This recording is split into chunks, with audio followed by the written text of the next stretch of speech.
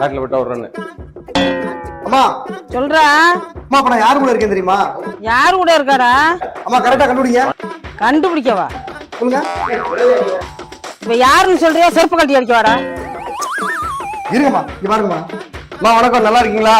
அடடே, நம்ம அப்துல் கலாம் ஐயா இவர் கூடயா இருக்க? பட்டு பேத்தாடா நீ.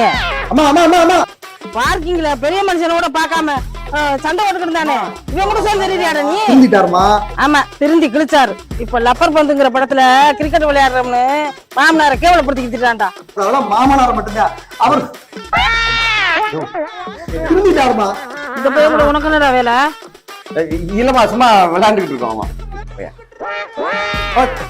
நான் ஒத்துக்க மாட்டேன்டா. திருந்திட்டாருமா? நான் ஒத்துக்கவே மாட்டேன். அந்த பயலுடைய மூஞ்சி அப்படி.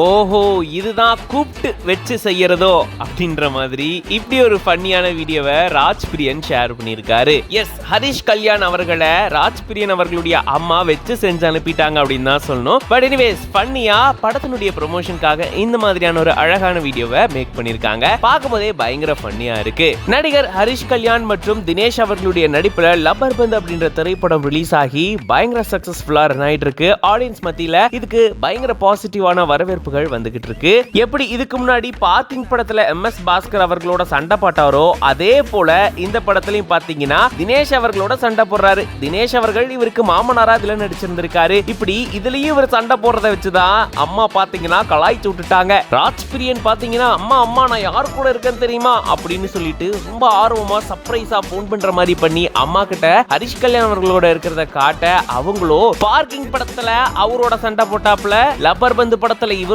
சண்டை போட்டாப்ல, இவரோட இருக்கிறதான் இப்படி அவசரமா போன் பண்ணி காட்டுறியா அப்படின்ற மாதிரி கலாய்ச்சி விட்டுட்டாங்க.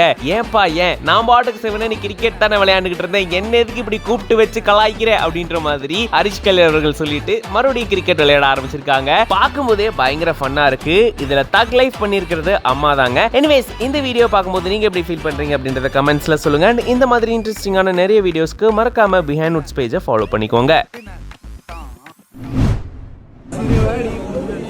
ரஜமா பாடுறான்டா. வீதியில வீசி புட்டு போராடா, அவ போராடா, இந்த காதல நானும் சொல்ல தேடாடா, மனசு தேடாடா, அது ஒன்ன மட்டும் தேடும், ஒன்ன பத்தி பாடும்.